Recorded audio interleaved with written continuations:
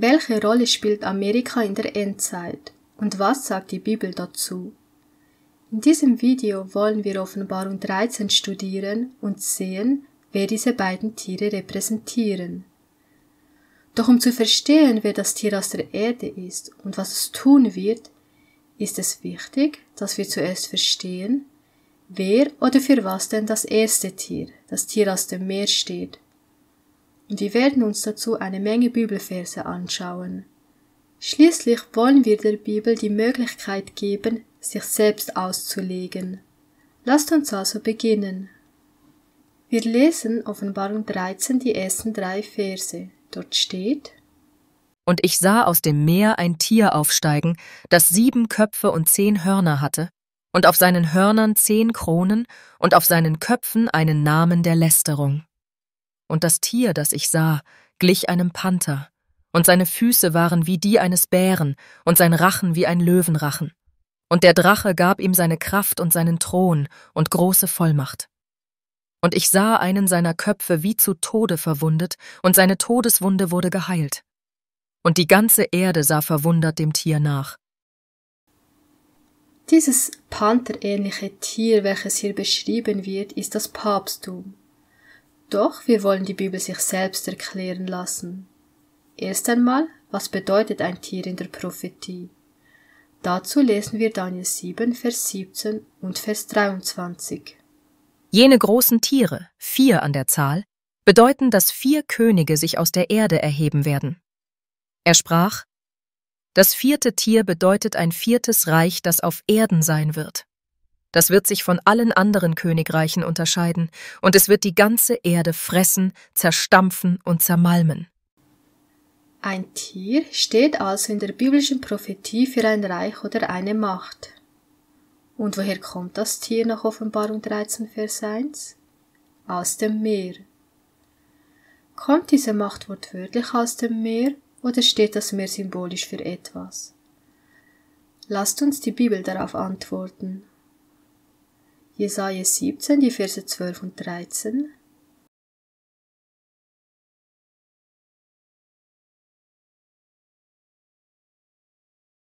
Wehe, ein Toben vieler Völker, die toben wie das Meer, und ein Rauschen von Völkern, die wie mächtige Wasser rauschen. Die Völker rauschen gleich den großen Wassern. Offenbarung 17, Vers 15. Und er sprach zu mir: Die Wasser, die du gesehen hast, wo die Hure sitzt, sind Völker und Scharen und Nationen und Sprachen. Das Meer steht hier also dafür, dass dieses Tier, dieses Reich, diese Macht aus einem bevölkerten Gebiet heraus hervorkommen wird. Das war damals nach der Aufteilung Roms in 10 aufgeteilte Reiche. Also so, wie wir es heute kennen, Europa. Symbolisiert auch durch die 10 Zehen des Standbilds aus Daniel 2, sowie den 10 Hörnern des schrecklichen Tieres in Daniel 7.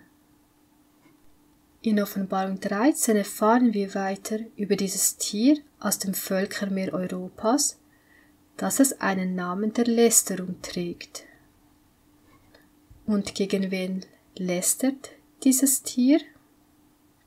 Und es tat sein Maul auf zur Lästerung gegen Gott. Die Bibel nennt uns 2 Merkmale der Gotteslästerung. Zum einen, wenn ein Mensch sich selbst zu Gott macht, also sich selbst an die Stelle Gottes stellt. Und zum anderen, wenn er vorgibt, Sünden vergeben zu können. Die Frage, die wir uns also stellen müssen, ist: Gibt es eine Macht hier auf Erden, wo dies für sich beansprucht, Gottes Platz einzunehmen und gleichzeitig Sünden vergeben zu können? Ja, die gibt es.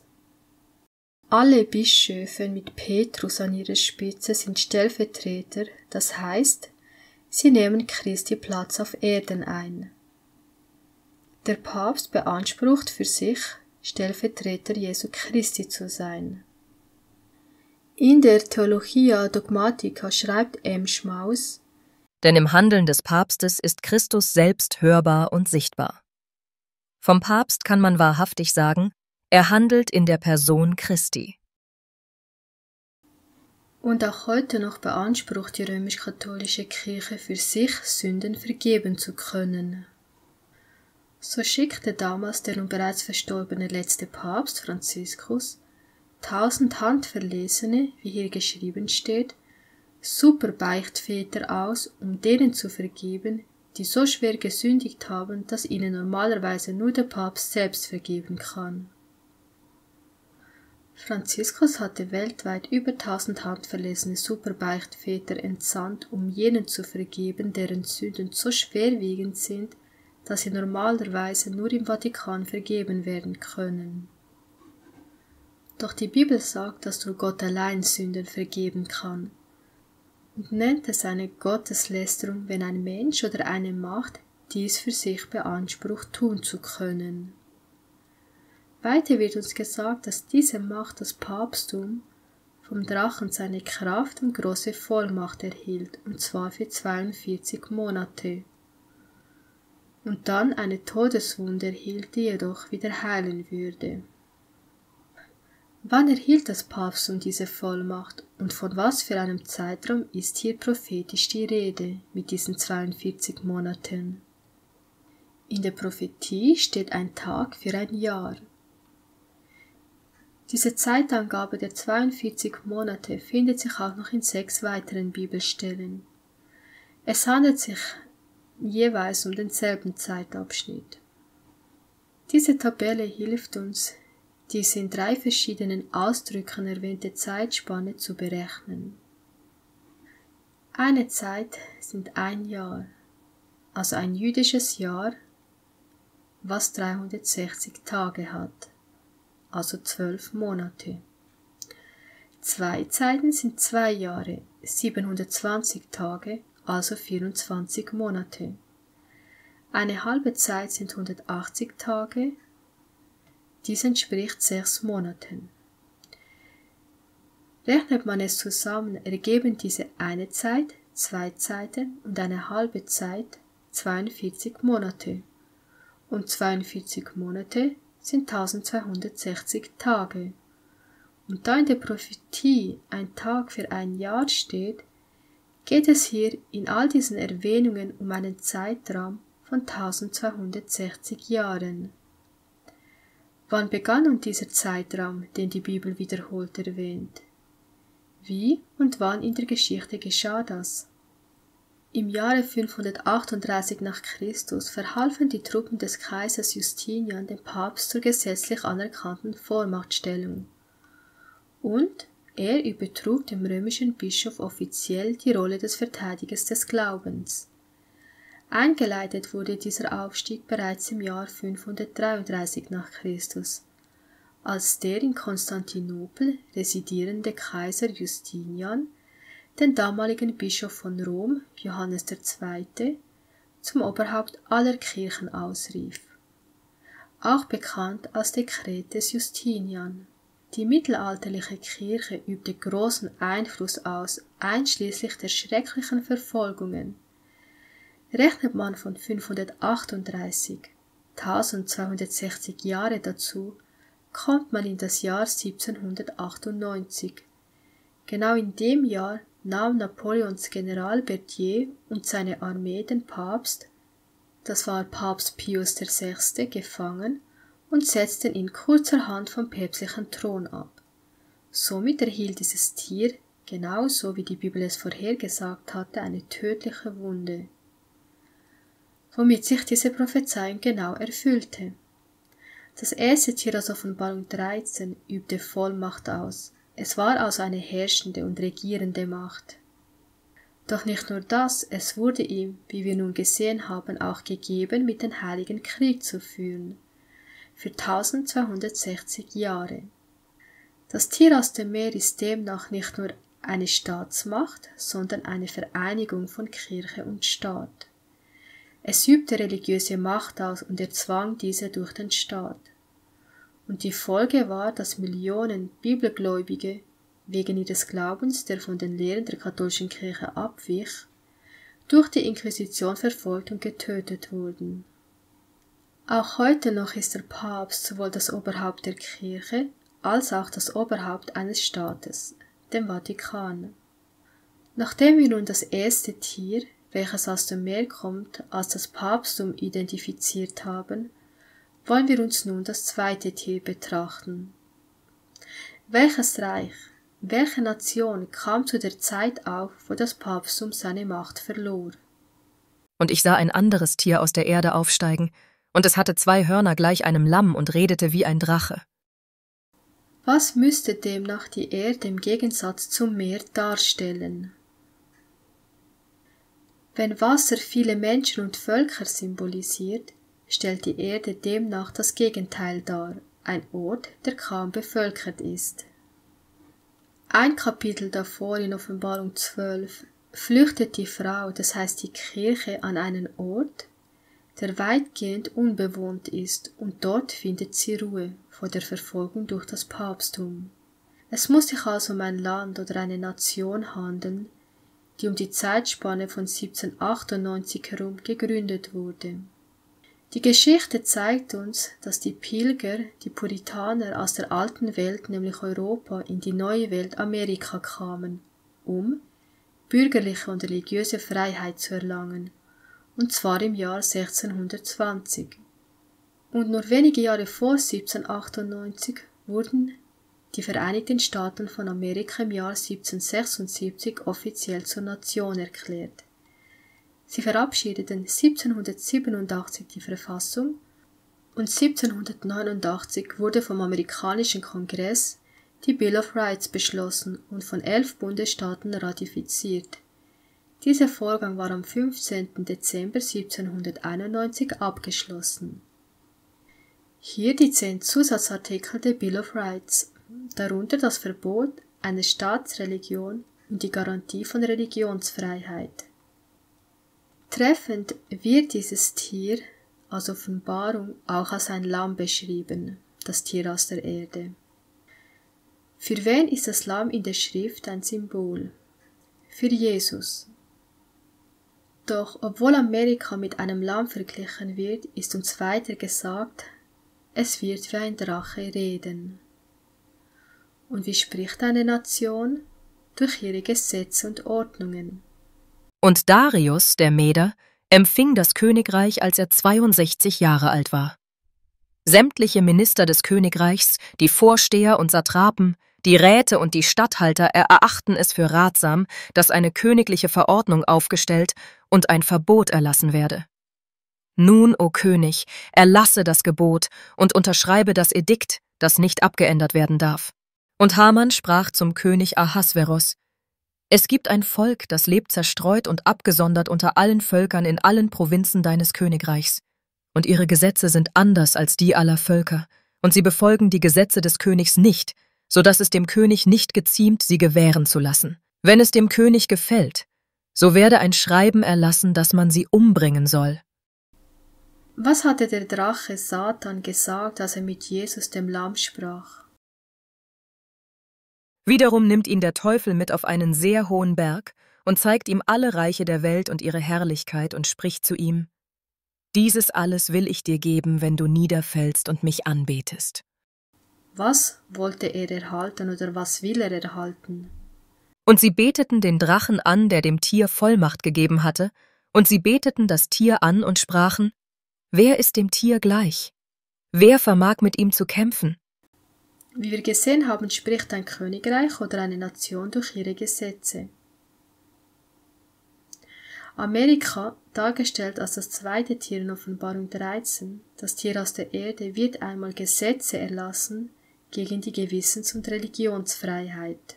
Und es übt alle Vollmacht des ersten Tieres aus vor dessen Augen und bringt die Erde und die auf ihr wohnen dazu, dass sie das erste Tier anbeten, dessen Todeswunde geheilt wurde. Da prophezeit wird, dass Amerika wie ein Drache redet, wird es in die Fußstapfen des Papsttums treten, das seine Macht von dem Drachen erhielt. Und es verführt die, welche auf der Erde wohnen, durch die Zeichen, die vor dem Tier zu tun ihm gegeben sind, und es sagt denen, die auf der Erde wohnen, dass sie dem Tier, das die Wunde von dem Schwert hat und am Leben geblieben ist, ein Bild machen sollen. Satan wird Menschen, religiöse Führer und Gesetzgeber darin beeinflussen, dass sie dem Tier, dem Papsttum, also dem ersten Tier aus dem Meer, ein Bildnis machen.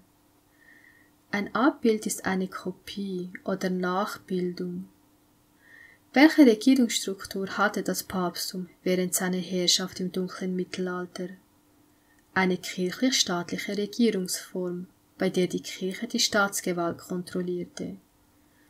Amerika, das zweite Tier, wird diesem Beispiel folgen und die Trennung von Kirche und Staat wieder aufheben und somit dem Papsttum ein Bild machen. Und es wurde ihm gegeben, dem Bild des Tieres einen Geist zu verleihen, so dass das Bild des Tieres sogar redete und bewirkte, dass alle getötet wurden, die das Bild des Tieres nicht anbeteten. Amerika wird dem ersten Tier ein Bild machen. Das erste Tier, das Papsttum, war eine Macht, in der Staat und Kirche vereint waren und Andersgläubige verfolgte und sogar tötete. Und es bewirkt, dass allen, den Kleinen und den Großen, den Reichen und den Armen, den Freien und den Knechten, ein Mahlzeichen gegeben wird auf ihre rechte Hand oder auf ihre Stirn. Da wir bereits identifiziert haben, dass es sich bei dem Bild des Tieres um ein Abbild des Papsttums handelt, wird es auch sein Mahlzeichen sein, das erzwungen werden wird vom zweiten Tier. Was ist denn das Mahlzeichen der katholischen Kirche? Lassen wir die Kirche selber darauf antworten. Der Sonntag ist unser Zeichen der Autorität. Die Kirche steht über der Bibel und diese Übertragung der Sabbatbeobachtung ist ein Beweis für diese Tatsache. Der abgefallene Protestantismus in Amerika wird seine Kräfte mit der zivilen Regierung vereinen, um den Sonntag als Tag der Ruhe und der Anbetung einzuführen. Dies wird in Amerika beginnen und dann um die ganze Welt gehen. Denn in Offenbarung 13, Vers 3 heißt es, und die ganze Erde sah verwundert dem Tier nach.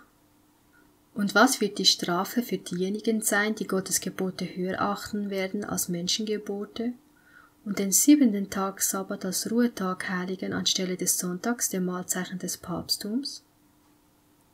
Und es wurde ihm gegeben, dem Bild des Tieres einen Geist zu verleihen, so dass das Bild des Tieres sogar redete und bewirkte, dass alle getötet wurden, die das Bild des Tieres nicht anbeteten, und dass niemand kaufen oder verkaufen kann als nur der, welcher das Mahlzeichen hat, oder den Namen des Tieres oder die Zahl seines Namens.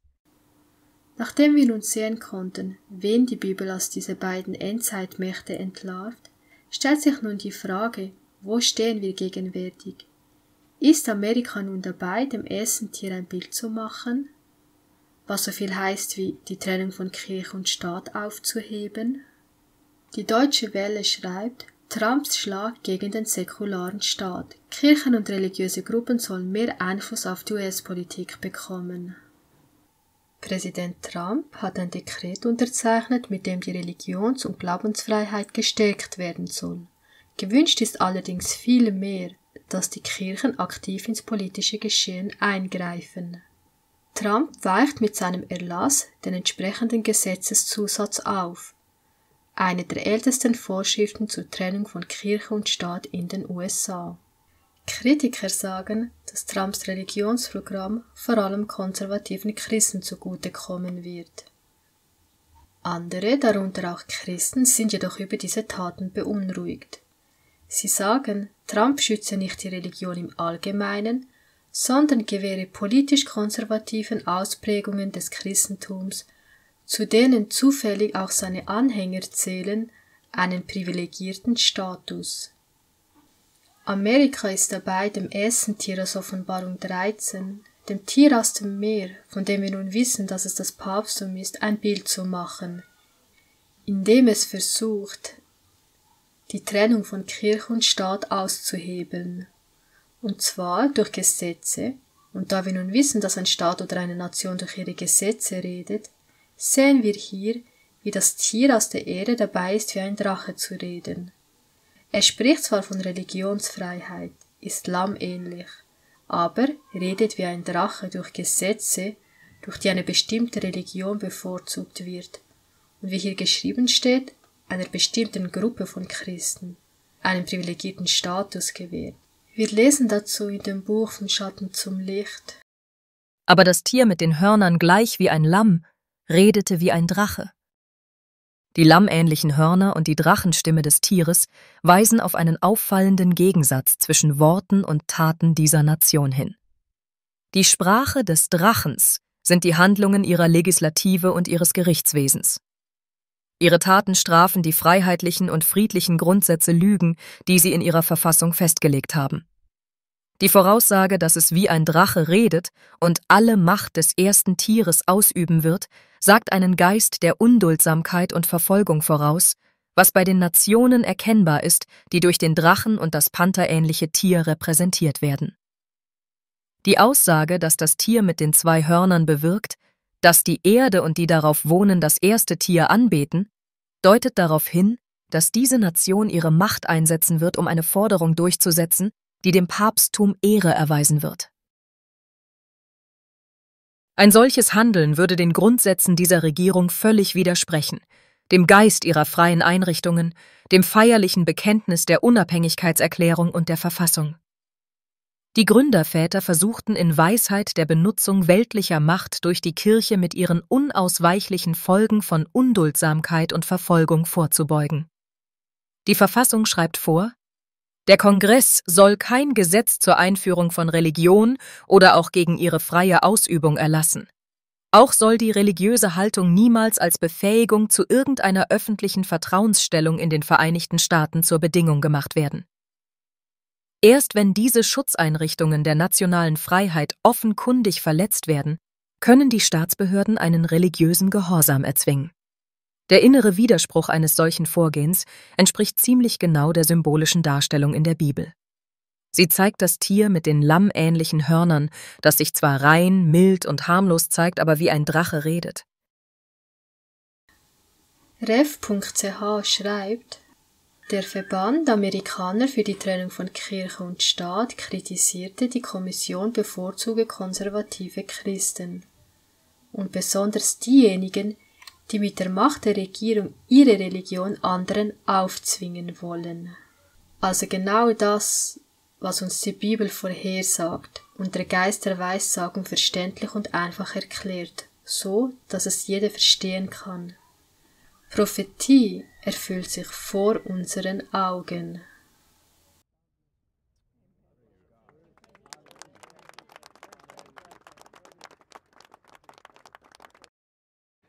Wir bringen die Religion in unser Land zurück, und zwar schnell und stark.